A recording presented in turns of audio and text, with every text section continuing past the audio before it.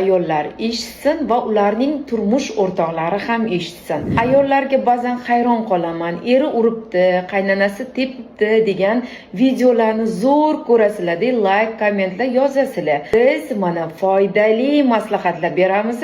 Ko'rmaysizlar, eshitmaysizlar.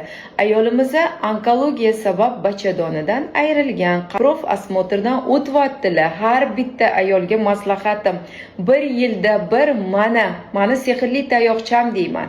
Vaginalniy uzidan o'tib turing. Bu sizga katta foyda beradi. Hozir ayolimizni bachadon tanasi olingan, bachadon bo'yni qoldirilgan. Bachadon bo'yinda yana o'simta o'sgan. Mana ko'rib turganingizdek, mana bu polipni endi oldiramiz. Olgandan keyin gistologik tekshiruvga jo'natamiz.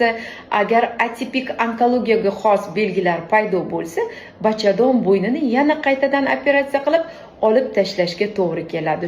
Bizni kuzatib boring va bizda har doim foydali maslahatlar bo'ladi. Like, komment va profilga obuna bo'lishni unutmang.